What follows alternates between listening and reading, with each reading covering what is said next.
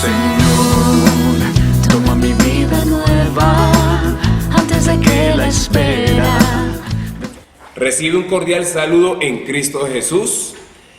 Hoy es nuestro cuarto encuentro, continuación del encuentro número 3, que estábamos viendo el Espíritu Santo en las Escrituras. La semana pasada o en el encuentro 3 veíamos el Espíritu Santo en el Antiguo Testamento. Y decíamos que en el Antiguo Testamento como tal no hablábamos de Espíritu Santo, sino que hablábamos del Espíritu de Dios, y que íbamos a ver cómo encontrábamos 3 líneas, cómo obraba el Espíritu: una línea creadora, una línea profética y una línea sapiencial. Hoy, ya en nuestro cuarto encuentro, vamos a mirar cómo estas líneas podemos encontrarlas en el Nuevo Testamento. Pero antes quiero invitarte a que leamos este texto, Segunda de Timoteo, capítulo 3, versículos del 14 al 17. Segunda de Timoteo, capítulo 3, versículos del 14 al 17. Tú permanece fiel a lo que aprendiste y aceptaste con fe. ¿Sabes de quién lo aprendiste? Recuerda que desde niño conoces la Sagrada Escritura, que puede darte sabiduría para salvarte por la fe en Cristo Jesús. Toda Escritura es inspirada y útil para enseñar, argumentar, encaminar e instruir en la justicia, con lo cual el hombre de Dios estará formado y capacitado para toda clase de obras buenas. Palabra de Dios, te alabamos, Señor.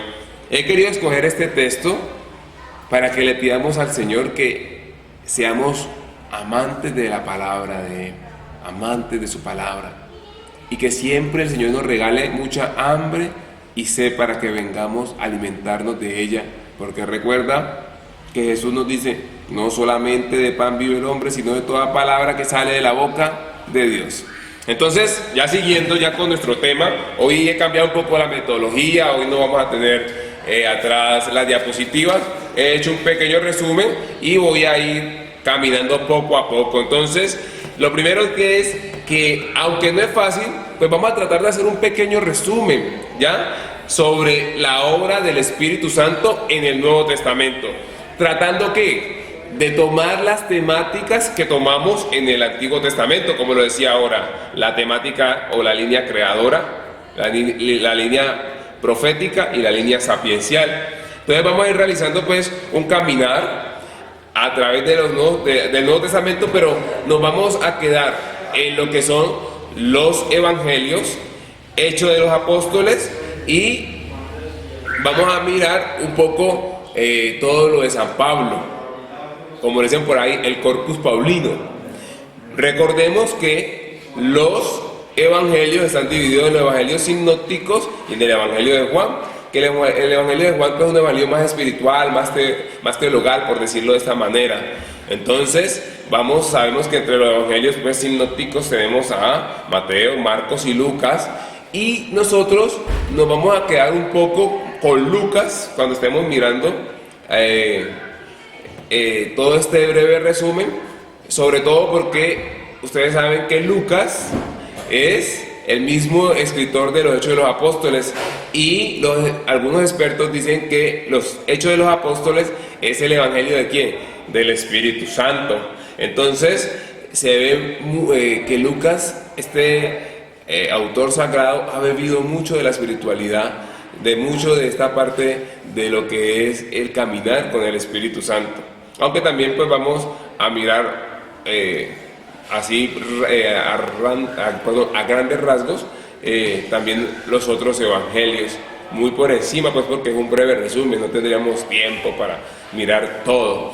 Y después vamos a pasar a Juan, que ya vamos a tener otra idea, y ya después vamos a pasar a el hermano de San Pablo, y también vamos a mirar un poco de los Hechos de los Apóstoles. En algunos momentos podemos quedarnos en un punto, pero también podemos estar saltando y viniendo, porque igual la palabra de Dios se va complementando. Entonces sigamos por acá. Se va a intentar mostrar también una relación, la relación que hay entre el Espíritu y Cristo. En otras palabras, vamos a mirar la relación que hay entre la cristología y la neumatología, que el próximo encuentro, en el encuentro número 5, miraremos a profundidad esa parte que se llamará ese tema, las dos manos del Padre. También todo lo que se realiza nos debe llevar a ¿qué? A beber del Espíritu Santo. O sea, todo esto que vamos a hacer es que recordemos que cuando leemos la palabra de Dios, estamos bebiendo ¿de quién? Del Espíritu Santo, porque ¿quién inspiró las Escrituras? El Espíritu Santo. Por eso en el texto que leíamos ahora, en el versículo 16, dice, toda Escritura es inspirada ¿por quién? Pues por el Espíritu Santo. Y ya vamos entrando. Entonces, cuando empezamos a ver en el Nuevo Testamento, por lo menos dar un ejemplo, los evangelios sinópticos, como les decía, si tomamos a Lucas, vamos a ir encontrando unos eventos muy interesantes y muy hermosos, que son Lucas. En Lucas encontramos que el Espíritu Santo desciende sobre María, y cuando desciende sobre María, nos están hablando de cuando el ángel se le presenta a María y le dice, alégrate, llena de gracia, el Señor está contigo, y que dice que el Espíritu Santo va a descender sobre ella y va a suceder la encarnación.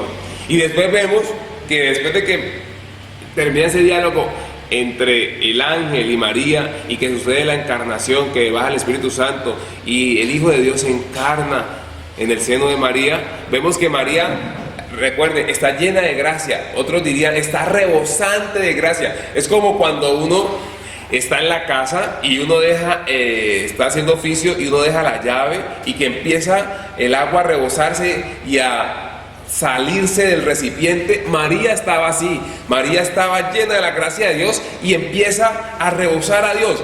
Por eso, como está tan llena de Dios, tan llena del Espíritu Santo, el Espíritu Santo la impulsa ¿a dónde? Al servicio, al amor. Y por eso ahí mismo en Lucas encontramos el episodio de que María va a visitar a su prima Isabel, y que cuando hay ese encuentro, María llena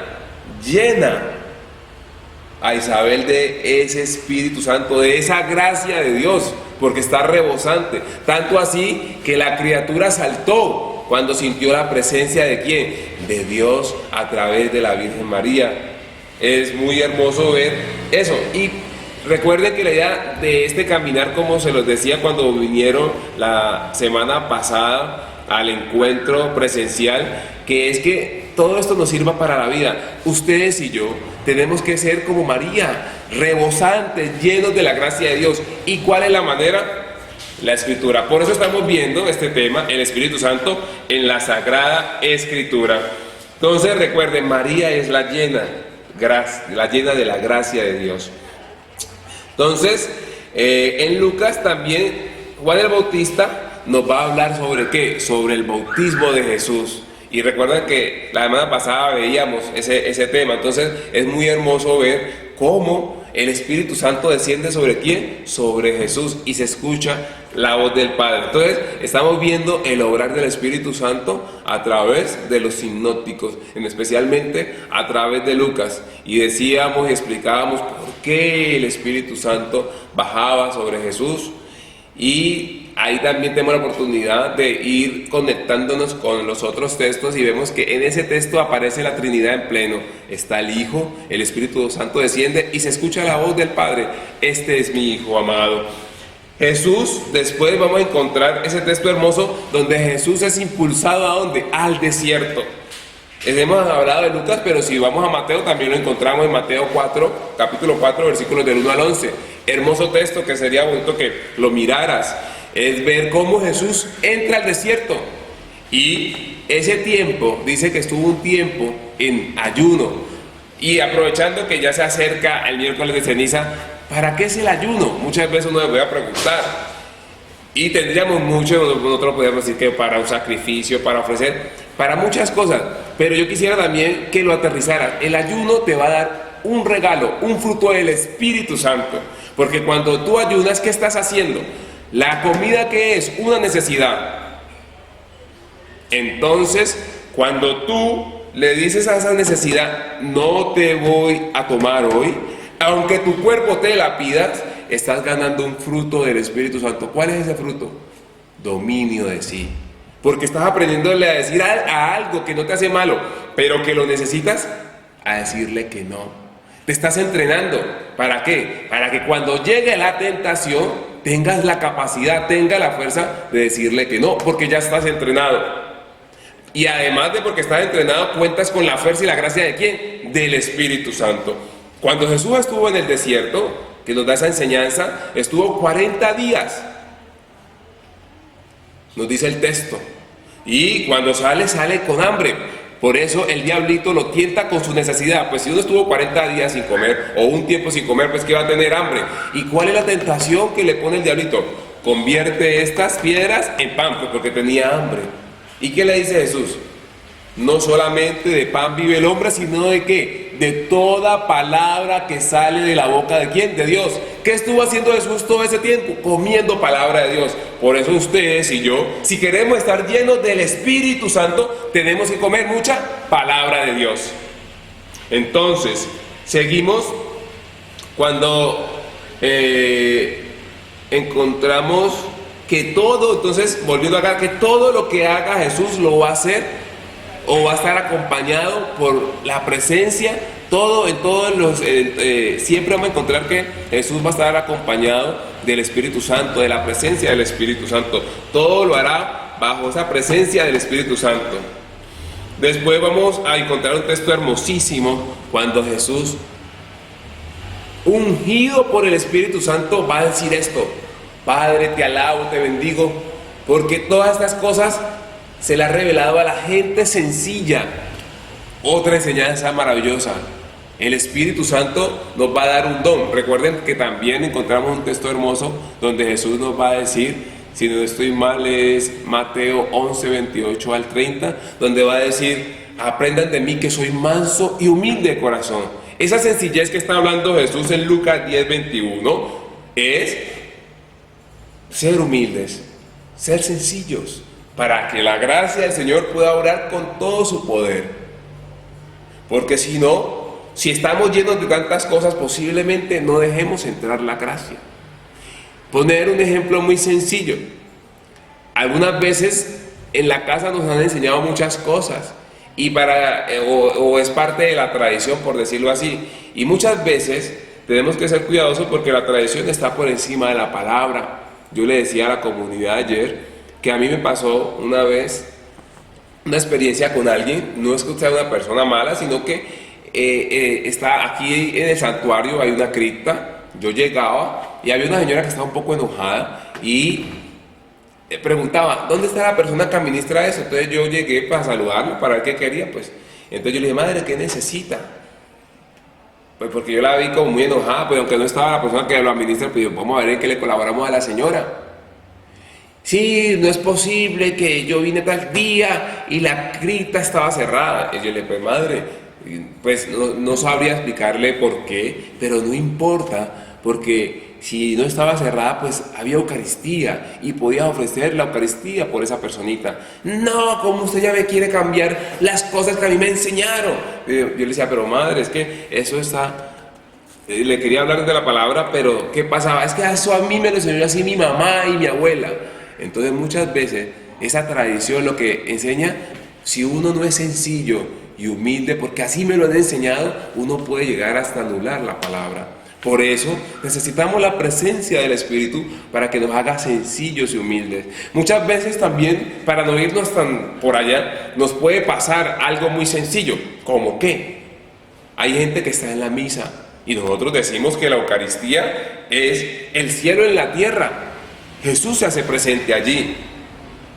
Y muchas veces hay personas que cuando no están iluminadas por Dios, no se han dejado instruir, no son sencillas y humildes. Usted ve que el Padre fue ungido por el Espíritu y predicó de una manera increíble. Y todo el mundo queda, pero hay alguien que usted la ve por allá, que su cara no está como en esa sintonía con lo que está viviendo, y termina la misa y va corriendo y dice: padre, es que usted no me mencionó a mi mamá. Y uno dice, wow, pero ¿qué pasó aquí? Pero oramos por todos los difuntos. Sí, pero usted no me la mencionó.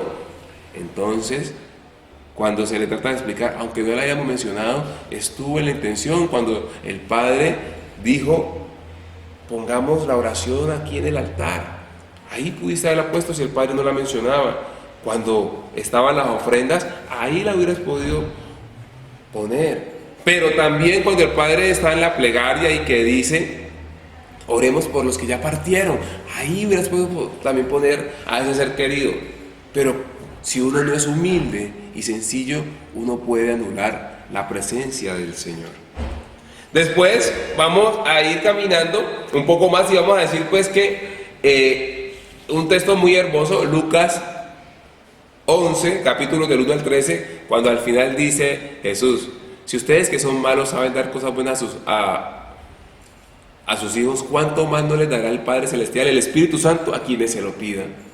Y veíamos que en Romanos 8, aunque me adelante un poquito, aunque salte, Romanos 8, 26, 27 nos dice por qué hay que pedirlo, porque somos débiles y Él nos ayuda, porque no sabemos cómo orar, pero Él ora por nosotros. Entonces, después vamos a ver la restauración. O sea, los apóstoles esperaban una restauración, pero ¿qué restauración esperaban? Esperaban pues que Jesús iba a arrasar con el imperio romano, pero la restauración que Jesús les prometía era la venida ¿de quién? Del Espíritu Santo. ¿Por qué? Porque los apóstoles, cuando reciben el Espíritu Santo, se llenan de un ardor, de una fuerza que sale. Después de estar acá, salen y dicen que todos los oían hablar en su propia lengua. ¿De qué? De las maravillas de Dios. Entonces, ese reino que se viene a instaurar es ese espacio donde Jesús está con nosotros y nos instruye como discípulos, como apóstoles, pero que también nos da un hermoso regalo, que es el Espíritu Santo, donde le va a dar esa plenitud a eso que Jesús nos ha enseñado y nos da ese ardor, esa fuerza para ir a manifestarla a otras personas, y que con ese testimonio de vida, con esa conversión de vida, yo también vaya instaurando ese reino de Dios que se debe instaurar en mi vida y en la vida de los demás.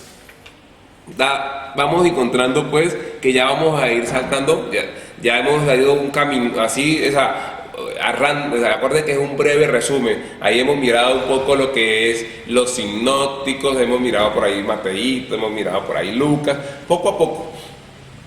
Entonces, vamos a ver pues que ya hemos hablado un poquito de Pentecostés. Eso ya estamos como tirándonos un poquito a los hechos de los apóstoles, poco a poco. Entonces ya vamos mirando que en los hechos de los apóstoles vemos cómo en los hechos de los apóstoles se dice que es el evangelio del Espíritu Santo. Vemos ese obrar del Espíritu Santo tan fuerte, tan hermoso, y vemos cómo los apóstoles salen y tienen la capacidad de anunciar las maravillas de Dios. Entonces también vamos viendo cómo en ese momento, cuando están gente de todos lados, la diversidad, y cómo en esa diversidad se puede ir formando una comunidad. El Espíritu Santo hace que nos vayamos abriendo hacia los demás. ¿Para qué? Para ir haciendo comunidad. Y el Espíritu Santo desciende, mire, sobre todos. El Espíritu Santo no es exclusivista. Por eso lo vemos en los Hechos, cuando Pedrito va y le predica a Cornelio. Dice el texto también que ellos fueron y ungieron a los samaritanos, y estos también recibieron el Espíritu Santo. O sea, el Espíritu Santo no solamente quedó para un grupo selecto, sino que quedó para todos.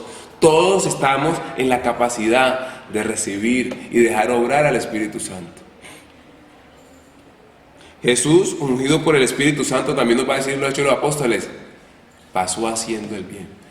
Nosotros somos hombres y mujeres de Cristo. Tenemos que imitar a Cristo, es nuestro modelo.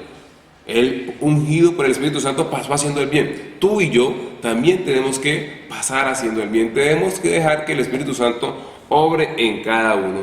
Entonces vamos a ver en los Hechos de los Apóstoles cómo el Espíritu Santo acompaña a la iglesia. Entonces vamos a ver cómo el Espíritu Santo hace nacer la iglesia y además que la hace nacer, la expande. Hasta ahí hablaremos del Espíritu Santo en los Hechos de los Apóstoles. Ahora vámonos a Juan. En Juan es algo muy interesante, muy hermoso, porque en Juan el Espíritu Santo es un don del resucitado. El resucitado nos dice: les conviene que yo me vaya, porque si yo no me voy, no vendrá ¿quién? El Espíritu Santo. Jesús nos lo dice. Ya cuando Jesús, recuerden que en Juan, en ese texto que mirábamos, si no estoy mal, es Juan 7:39, que decíamos que Jesús dice: el que tenga sed, que venga a mí y beba, y de él brotarán ríos de agua viva. Y decía que hacía alusión al Espíritu Santo que todavía no habían recibido porque Jesús no había sido glorificado. Cuando Jesús es glorificado, ¿por qué? Porque resucita y además porque asciende, como lo veíamos en el encuentro presencial. El Espíritu Santo desciende sobre nosotros. ¿Por qué? Porque cuando Jesús va al Padre, no solamente va ese Jesús divino, sino que va ese Jesús también humano. Dios Hijo es hombre y también es Dios. Y al llevar la humanidad, posibilita que la humanidad ya esté con toda la capacidad de recibir el Espíritu Santo. Cuando baja el Espíritu Santo, ya lo vemos en Juan como el don del resucitado. Entonces, en Juan, el Espíritu Santo es el don del resucitado, que va a ser un poco la diferencia con San Pablo, que en San Pablo vamos a hablar que el Espíritu Santo trae unos dones que sirven para edificar la iglesia. Y en Juan vemos que el Espíritu Santo es el don que vamos a recibir. Entonces aquí también vamos a ir mirando un poquito como las dimensiones. Aquí vamos a ver esa dimensión de la creación, donde si recordamos a Juan con el diálogo de Nicodemo, donde se nos habla de un nacimiento nuevo, pero este nacimiento es del agua y del Espíritu, una vida nueva. Por eso también vamos a encontrar en Juan, cuando Jesús resucitado se aparece a sus discípulos, ¿y qué hace Jesús? Sopla sobre ellos. ¿Y qué les dice? Reciban el Espíritu Santo. A quienes le perdonen los pecados les quedan perdonados.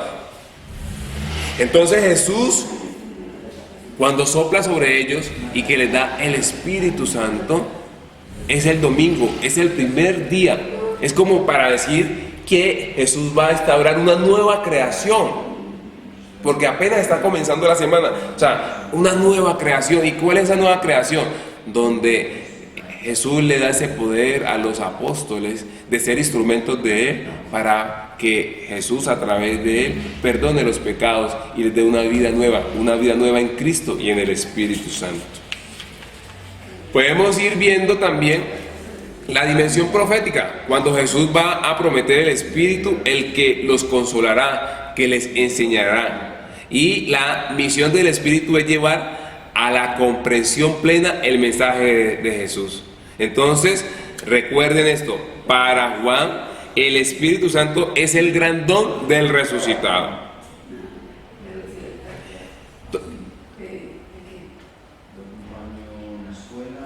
Hasta ahí podríamos dejar lo que es Juan. Pasemos ahora a San Pablo para ya ir cerrando. En San Pablo vamos a ver lo siguiente: el Señor es el Espíritu, y donde está el Espíritu del Señor, allí está la libertad. Ya en San Pablo nos va a hablar mucho de, por lo menos algo que podemos decir es que San Pablo no conoció al Jesús histórico, pero el Espíritu Santo, a través de esa revelación, tuvo un encuentro personal con Cristo. ¿Por medio de quién? Del Espíritu Santo. Entonces vamos a encontrar que en San Pablo se nos va a decir que por Adán perdimos nuestra libertad, porque nos volvimos esclavos por el pecado. Y él nos va a decir que cuando viene el Espíritu Santo nos va a regalar la libertad de los hijos de Dios.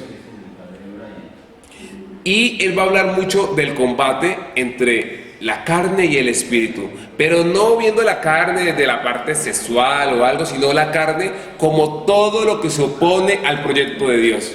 Y por eso vamos a encontrar en Gálatas 5, ese texto tan hermoso, los dones que nos da el Espíritu, los frutos que nos da el Espíritu Santo, pero también vamos a encontrar los frutos de la carne. Y eres libre, la libertad de los hijos de Dios. Tú eliges si quieres vivir bajo los frutos del Espíritu o quieres vivir bajo los frutos de la carne. Entonces, se nos invita a eso, a que nos dejemos guiar por el Espíritu de Dios y no por la carne. Después vamos a encontrar también toda la parte carismática de los carismas, donde nos va a decir San Pablo que el Espíritu Santo trae unos dones. Es hermoso, te dejo la invitación para que te leas Primera de Corintios, el capítulo 12, el capítulo 13 y el capítulo 14, donde en el capítulo 12 te van a hablar sobre los dones del Espíritu Santo. Ya ahí más adelante también vamos a encontrar un poco sobre la iglesia, y en el capítulo 14 se nos va a explicar un poco sobre cómo utilizar estos dones.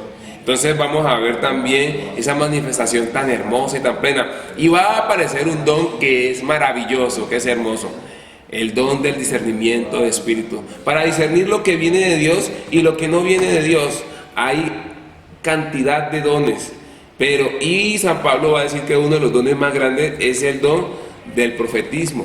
Pero cuando habla de este don, lo habla más es desde el punto de vista que el don de la profecía es anunciar la palabra de Dios.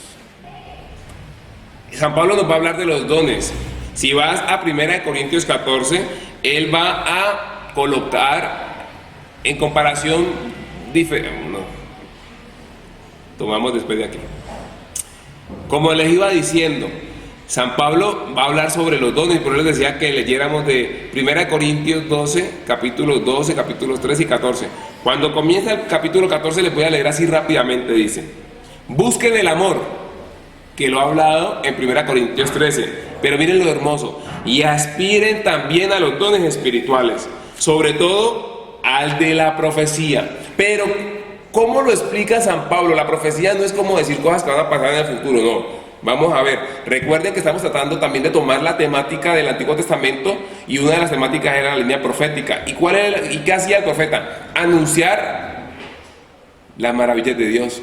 Era el portavoz, decíamos en el tema pasado, que era el portador oficial de Dios. Cuando San Pablo habla de profetizar, esta es para que tú anuncies la palabra de Dios. Y vamos a mirar rapidito aquí. Quien habla en lengua desconocida, aquí también está tomando el don de lenguas. Es muy interesante que lo leas, porque muchas veces las interpretaciones que hacen es como decir que el don de lenguas no sirve. San Pablo no dice eso. Vamos a leerlo. Dice: quien habla en una lengua desconocida no habla a hombres, sino ¿a quién? A Dios. Léelo. Eso es 1 Corintios 14, versículo 1 y siguientes. Nadie lo entiende. Miren lo que dice: porque movido por el Espíritu, o sea, movido por el Espíritu Santo, habla de misterios.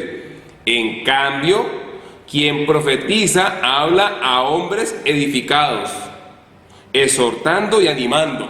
Entonces el profeta es el que exhorta, y también, como decíamos, denuncia lo que no está bien, pero animando, también anuncia la palabra de Dios, fortaleciendo. Y dice: quien habla en una lengua desconocida, dice, se edifica él mismo. Quien profetiza edifica a la iglesia. Y dice: me gustaría que todos tuvieran el don de lenguas, pero prefiero que profeticen. Entonces él al final, ¿qué va? Porque no lo voy a leer todo, él ¿qué le va a decir? O sea, ojalá que todos profeticen. ¿Para qué? Para que todo el mundo conozca de Dios y todo se convierta, y para que ese reino de Dios se instaure en todo el mundo. ¿Y qué le dice? Va a decir: el don de lenguas déjelo para usted.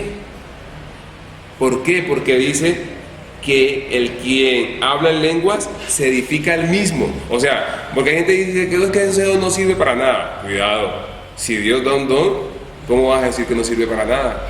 Es un don que sirve para que te edifiques tú mismo, porque es un don tan fuerte, porque estás siendo movido por el Espíritu, que te va a dar fuerza. ¿Para qué? Para que con ese don salgas a profetizar también. Entonces, ¿qué dice el texto? Aspiren también a los dones espirituales. Si quiero aspirar a un don de eso, pues tengo que conocerlo.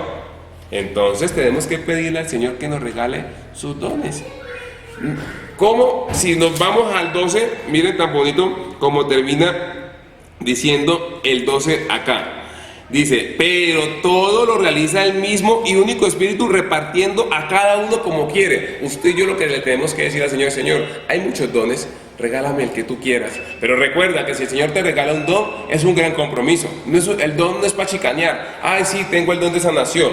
No, si tienes el don de sanación es un compromiso inmenso. ¿Por qué? Porque es para edificar a la iglesia, no es para provecho tuyo, es para provecho común. Entonces, para ir cerrando, mis queridos hermanos, y hacer un pequeño resumen, en los sinópticos pues vamos a ir encontrando esa presencia tanto del Espíritu como de Jesús, esa relación entre la neumatología y la cristología. Vemos esa presencia del Espíritu fuertemente en los sinópticos, y vamos viendo también como en los Hechos de los Apóstoles vemos que es el Evangelio del Espíritu Santo, que el Espíritu Santo impulsa a que estos apóstoles vayan y prediquen las maravillas de Dios, y para que la iglesia vaya creciendo, nazca y se expanda. Y en Juan, como decíamos, el Espíritu Santo es el don del resucitado. Y ya con nuestro hermano San Pablo veíamos que el Espíritu Santo nos regala la libertad de los hijos de Dios, y también nos da unos dones que nos capacita para la edificación de la iglesia. Ahí, de todas maneras, en la web, en nuestra página, van a encontrar el subsidio para que lo lean. Cualquier pregunta me escribes. Me alegra compartir contigo este espacio. Que Dios te continúe bendiciendo. Llévame donde los hombres necesiten tus palabras, necesiten ganas de vivir, donde falte la esperanza, donde falte la alegría, simplemente por no saber de ti.